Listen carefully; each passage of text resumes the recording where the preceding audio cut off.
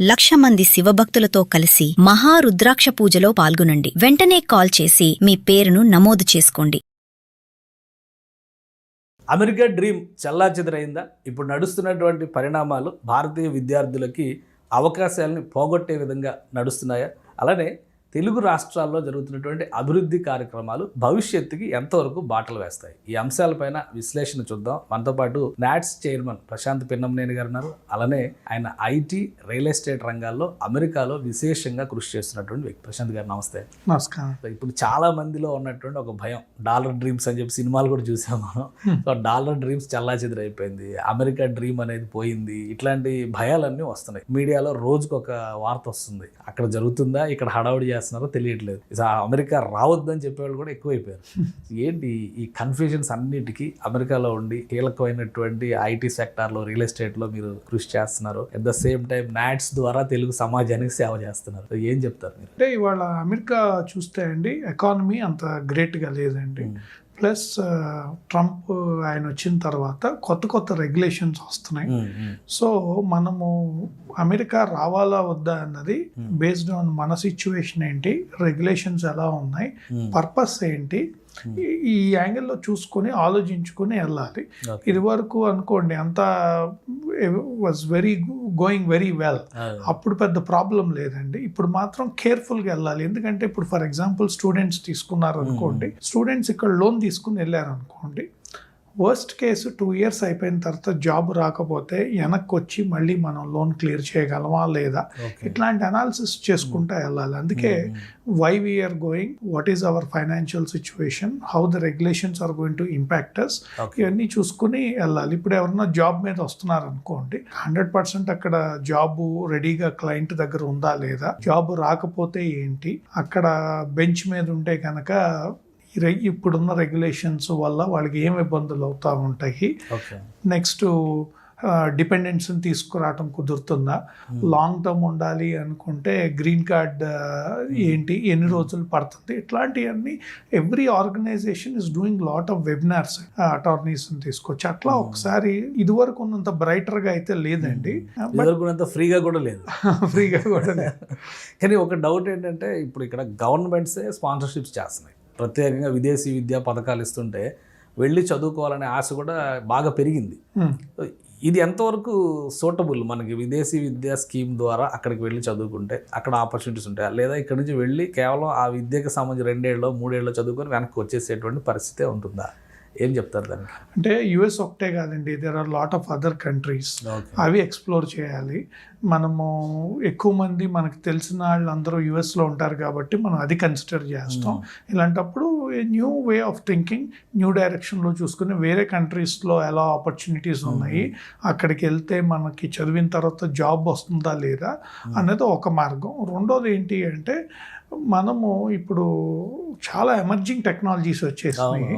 Either you take artificial intelligence, quantum computing, digital twins etcetera. ఇట్లా మనకేదన్నా passion ఉన్న technology ఉంటే ఇక్కడ కన్నా బెటర్ కోర్స్ కరికులము, అడ్వాన్స్డ్గా ఉండే కంట్రీలోకి వెళ్ళి మాస్టర్స్ చేసుకుని వస్తే ఇక్కడ కూడా చాలా ఆపర్చునిటీస్ ఉన్నాయి. మీరు సాఫ్ట్వేర్ రంగం నుంచే ఉన్నారు, ఇప్పుడు మీరు చెప్పిన 3 ఎక్కువ మాట్లాడుతున్నారు. ఏఐ కావచ్చు, డీప్ టెక్ కావచ్చు, క్వాంటమ్ కావచ్చు, వీటి గురించి పదే ఏపీలో అయితే అసలు హోరెత్తిపోతుంది. ఏంటి వస్తే ఉద్యోగాలు వస్తాయా పోతాయా? అంటే ఒక్కొక్క దాని గురించి మాట్లాడదాం అండి. ఇప్పుడు ఏఐ ఉందనుకోండి, artificial intelligence is the future, there is no doubt about it. ఇప్పుడు మనం ఫస్ట్ స్టేజ్లో ఉన్నాము. ఫస్ట్ స్టేజ్ ఏంటి అంటే ఇంక్రీజింగ్ ద ప్రొడక్టివిటీ. మనకి రెపిటేటివ్ టాస్క్స్ అన్నీ కూడా మోర్ ఎఫిషియెంట్గా చేయడానికి ఏఐ వాడుతున్నారు. నెక్స్ట్ స్టేజ్ ఏంటి అంటే ఎంటర్ప్రైజ్ లెవెల్ అడాప్షన్. ఏఐ యుఎస్లో కూడా it is going in to enterprise level. Enterprise లెవెల్లోకి వెళ్ళినప్పుడు మనకి జాబ్స్ పోతాయా అన్నది కరెక్ట్ ఇది కాదండి. కాకపోతే every person have to upgrade and learn AI skills. ఇప్పుడు కొంతమంది ఒక స్పెసిఫిక్ టెక్నాలజీలో ఉన్నారు, ఫర్ ఎగ్జాంపుల్ డేటా ఇంజనీరింగ్లో ఉన్నారండి. సో వాళ్ళు డేటా ఇంజనీరింగ్ ప్లస్ ఏఐ నేర్చుకోవాలి.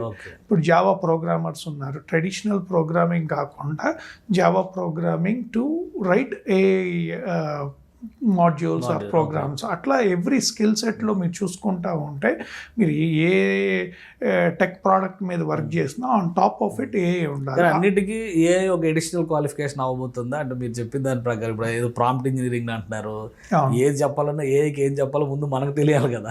సో ఇదంతా ఒక టెక్నాలజీ కొత్త సెకండ్ కింద మారిపోతుంది అంటున్నారు. డెఫినెట్గా అండి. అంటే ఎప్పుడు కూడా ఎవల్యూషన్ ఇస్ ఇంపార్టెంట్, రైట్? మనం చూస్తే when we were very small kids floppy disks ఉండేవి, రైట్? ఏమైంది, then it transformed into hard disks, floppy disk, CDs, I'm sorry, CDs, hard disks. Storage కూడా చూస్తే అప్పట్లో 256 KB అంటే చాలా ఉండేది, ఇప్పుడు టెరాబైట్స్ లో ఉంది. సో డెఫినెట్ గా technology will evolve. Technology evolve అవుతున్నప్పుడు మనం ఎవాల్వ్ అవ్వకపోతే మనం వెనకబడిపోతాం. ఫర్ ఎగ్జాంపుల్ మెయిన్ ఫ్రేమ్స్ ఉంది. మెయిన్ ఫ్రేమ్స్ అనేది ఎప్పుడు 40 years 50 years కింద మెయిన్ ఫ్రేమ్స్ అనేవాళ్ళు. ఇప్పటికీ మెయిన్ ఫ్రేమ్ టెక్నాలజీ ఉంది, కాకపోతే దాంట్లో నుంచి కంపెనీస్ అన్ని మైగ్రేట్ అయిపోయి మోర్ సాస్ బేస్డ్ సొల్యూషన్స్కి ఇట్లాంటి వాటికి వచ్చారు. సో ఎప్పుడు కూడా టెక్నాలజీతో పాటు మనం కంటిన్యూస్ లెర్నింగ్ అనేది మనం పెట్టుకోకపోతే వెనకబడిపోతాము. అప్పుడు వెనకబడిపోయినప్పుడు ఒక్కసారి జాబ్ పోతే మళ్ళీ రావటం అనేది చాలా కష్టం. ఓకే, సో మీరు ఇంత డీప్గా చాలా క్లియర్గా అందులో ఇన్వాల్వ్ అయ్యేలా చెప్పారు. ఇప్పుడు క్లారిటీ వచ్చింది ఏఐ గురించి. మీ ప్రస్థానం ఎలా స్టార్ట్ అయింది అసలు ఈ సాఫ్ట్వేర్ వైపు వెళ్ళేటువంటి క్రమంలో? మీరు ఆంధ్ర నుంచి ఏదో ఒక విలేజ్ నుంచి వెళ్ళి ఉంటారు కదా, సో అప్పుడు ఇవన్నీ ఆలోచించి ఇంత ప్లానింగ్తో వెళ్ళి ఉంటారా? నాకు అంత ప్లానింగ్ లేదండి. నేను మాది చెన్నూరు, గుడివాడ. నేను last bench student. Last bench లో ఉండి మీరు అమెరికాలో 25 ఏళ్ళ నుంచి రాజ్యం చేస్తున్నారంటే మామూలు రాజ్యం ఏం చేయట్లేదు. I believed in always 2 things అండి. ఒకటి హార్డ్ వర్క్ అండ్ డిసిప్లిన్, ఈ రెండు ఉన్నాయి. అండ్ నాకు I'm very passionate about technology. ఈరోజు కూడా నేను I continuously learn, I attend lots of conferences. So ఎప్పటికప్పుడు టెక్నాలజీ అప్డేట్ చేసుకుంటూ ఉంటాను. నేను వెళ్ళిన తర్వాత ఒక చిన్న కంపెనీలో జాబ్ చేసేవాడిని, ఒక డెవలపర్ కింద కష్టపడ్డాను. వీకెండ్స్ కూడా 7-8 years 9 years కంటిన్యూస్ వీకెండ్స్ కూడా పని చేసుకుంటా ఉండి I became a chief technology officer of that company. So అట్లా కొద్దిగా ఏదో టెక్నాలజీ అక్కడిక్కడ ఎలా ఉంటుంది. మీరు చెప్పిన పాయింట్స్ వింటే చాలా డీప్గా వెళ్ళారు మీరు సిస్టంలోకి. సో ఇప్పుడు ఆంధ్రప్రదేశ్లో మీరు అప్పుడు వెళ్ళినప్పటికీ ఇక్కడ అంత టెక్నాలజీ ఉండకపోయి ఉండొచ్చు. ఇప్పుడు ఆంధ్రప్రదేశ్లో టెక్నాలజీ గురించే మాట్లాడుతున్నారు. డీప్ టెక్ గురించి, డీప్ టెక్ యూనివర్సిటీస్, ఇన్స్టిట్యూషన్స్ అంటున్నారు. ఏఐ రిలేటెడ్, ఆల్రెడీ క్వాంటమ్ గురించి చాలా ఎక్కువ మాట్లాడుతున్నారు. ఏంటి క్వాంటమ్ కంప్యూటర్స్ కానీ క్వాంటమ్ టెక్నాలజీస్ కానీ వస్తే మన దగ్గర అసలు అంత ఎవల్యూషన్ చేసేంత స్కిల్స్ ఉన్నాయా? ఆంధ్రానే కాదండి, తెలంగాణలో కూడా మాట్లాడుతున్నారు టెక్నాలజీస్. ఇది వరకు ఎలా ఉండేది అంటే టెక్నాలజీ అంటే ఏదో యుఎస్ లాంటి కంట్రీస్లోనే ఉండేదండి. Now everything has changed. నేను మొన్న విఐటి అమరావతికి వెళ్ళాను స్టూడెంట్స్తో. వాళ్ళకి మేము స్టార్టప్ కాంపిటీషన్ పెట్టాం నాట్స్ ద్వారా. I'm amazed to see how creatively they have developed products in health care sector. అది చూసినప్పుడు నాకు ఏమనిపించిందంటే ఈ గ్రోత్ ఇన్ టెక్నాలజీ, ఇన్నోవేషన్ ఇదివరకు అమెరికాలో అయ్యి తర్వాత ఇండియా వచ్చేది.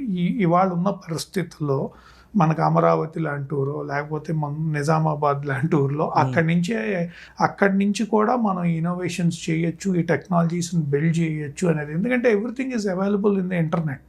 ఓకే, సో అట్లా చూస్తే I strongly believe that we don't need to wait for countries like US వేరే కంట్రీస్ కాకుండా మనము మన ఇండియాలో మన రాష్ట్రాలు కూడా మెట్రోపాలిటన్ సిటీసే అక్కర్లేదు, సెకండ్ లెవెల్ సిటీస్లో కూడా plenty of people are using technology. ఒక చిన్న ఎగ్జాంపుల్ చెప్తాను. మొన్న మేము గుడివాడలో మెడికల్ క్యాంప్ చేసామండి.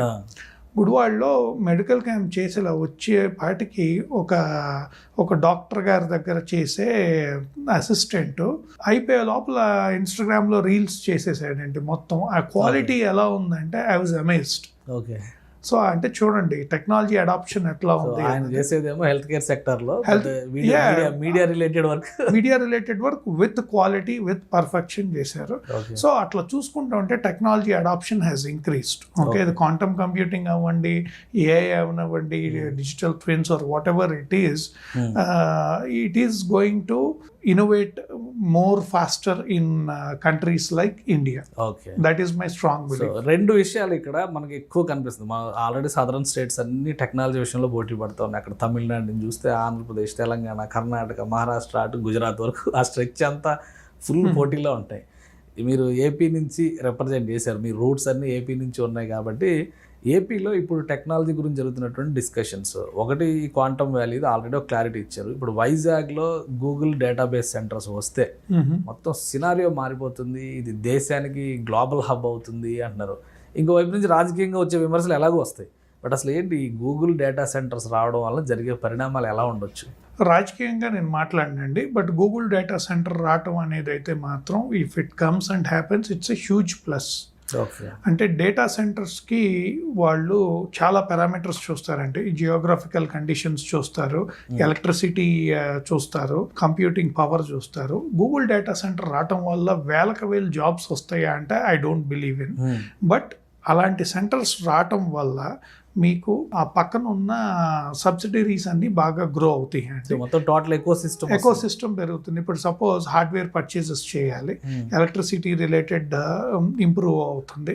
అదే కాకుండా lot of people will travel. ఇప్పుడు డేటా సెంటర్ విజిట్స్ కానీ లేకపోతే ఇవన్నీ కూడా ఇంప్రూవ్ అవుతాయి. ఇంటర్నెట్ మీకు స్పీడ్ పెరుగుతుంది, ఎందుకంటే డేటా సెంటర్స్ ఎప్పుడు కూడా they do not rely on one service provider, multiple service providers మీద రిలై అవుతూ ఉంటాయి. దెన్ ఇదే కాకుండా అదర్ ఆపర్చునిటీస్ ఎక్స్ప్లోర్ చేసుకుంటే ఇప్పుడు ఆ సిస్టమ్స్ అన్నిటినీ ఏదన్నా మెయింటెనెన్స్ చేయాలన్నా లేకపోతే అప్గ్రేడ్ చేయాలన్నా ఇట్లాంటి there are plenty of opportunities. So Google data centre coming to Vizag నేనైతే that is a huge milestone కింద చూస్తానండి.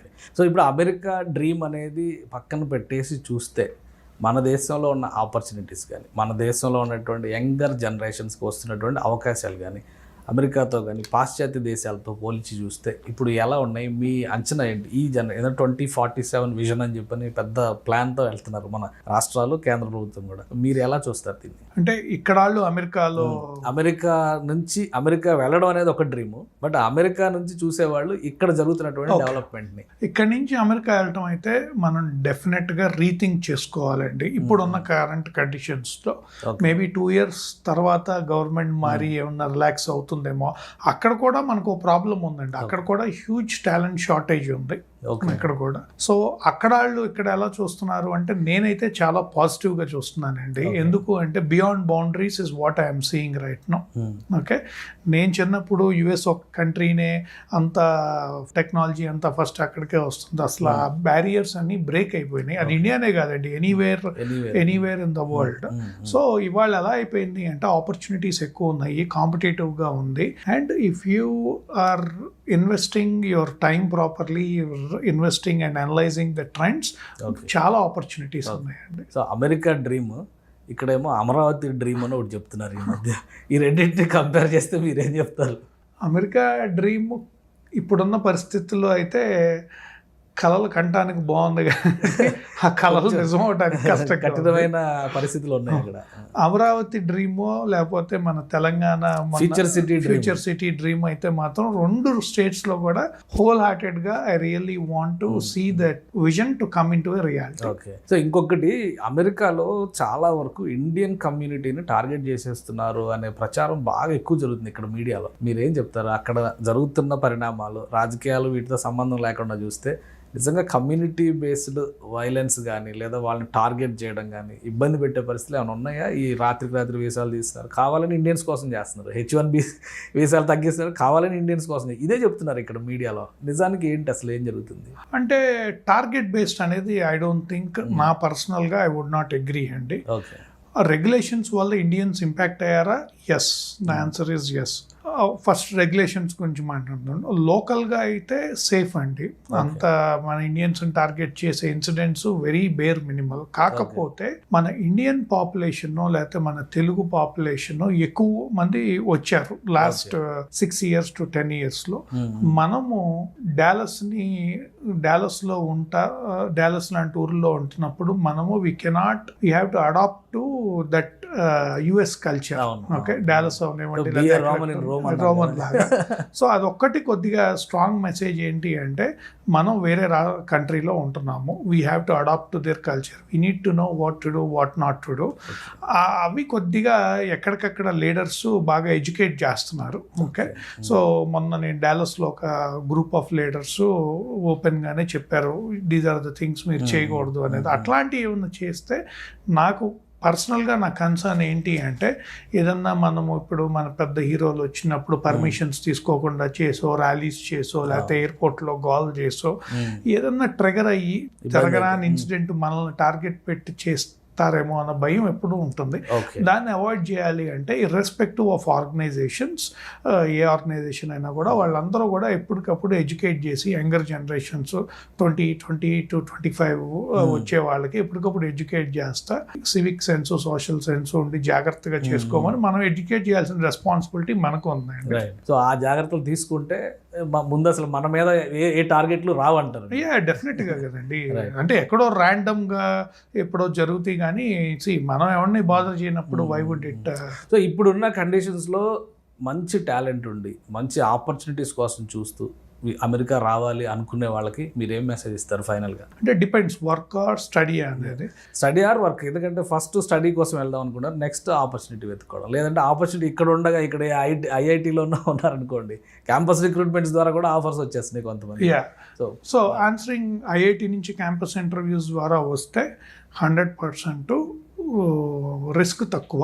ఓకే, ఎందుకంటే మీకు అక్కడ ఉన్న కంపెనీ డైరెక్ట్గా మిమ్మల్ని ఇక్కడి నుంచి హైర్ చేసి H1B ఫైల్ చేసో, లేకపోతే ఇంకేమన్నా specialised visas if they have papers and all ఉంటే కనుక చేసి తీసుకెళ్తే దానికి అసలు భయపడాల్సిన అవసరమే లేదు. ఓకే, ఇంకొకటి ఏంటి అంటే ఏదన్నా కంపెనీలో జాయిన్ అయ్యి L1 ఉంటుంది, which is intra company transfer, అది కూడా భయపడక్కర్లేదు. కమింగ్ బ్యాక్, స్టూడెంట్స్ మాత్రం వచ్చేవాళ్ళు చాలా అనలైజ్ చేసుకోవాల్సింది ఏంటి అంటే, మాస్టర్స్ అయిపోయిన తర్వాత ఉద్యోగం వచ్చేస్తుంది అనుకుంటే మాత్రం ఇప్పుడున్న పరిస్థితిలో టఫ్గా ఉంది. అక్కడున్న వాళ్ళకే కొంతమందికి ఎక్స్పీరియన్స్ పీపుల్కి జాబ్స్ పోతున్నాయి, వాళ్ళకి పోతేనే టైం పడుతుంది, అక్కడ లే ఆఫ్స్ జరుగుతున్నాయి.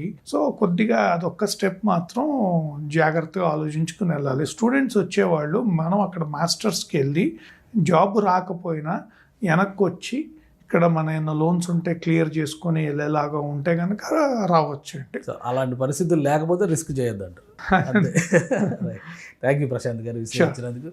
ఇది ప్రశాంత్ గారు చెప్తున్నారు, అమెరికా డ్రీమ్ అనేది ఇప్పటికీ అలానే ఉంది, చెక్కు చెదరలేదు. కానీ కొన్ని పరిమితులు ఏర్పడ్డాయి, ఆ పరిమితులు పరిస్థితులు అర్థం చేసుకుంటే కనుక ప్రశాంతంగా అమెరికా రావచ్చు అని చెప్పని ఆయన చెప్తున్నారు. దీంతోపాటు ఇక్కడ Amaravati dream, future city dream, ఇవి ఖచ్చితంగా ఫ్యూచర్ని మార్చేటువంటి నిర్ణయాలు కాబోతున్నాయి. ఎక్కడికక్కడ టెక్నాలజీకి తగ్గట్టుగా స్కిల్స్ అప్గ్రేడ్ చేసుకుంటే అద్భుతమైన ప్రపంచాన్ని భవిష్యత్తులో చూడడానికి అవకాశం ఉంటుందని ఆయన విశ్లేషిస్తున్నారు. ఇది స్పెషల్ డిస్కషన్. Keep watching.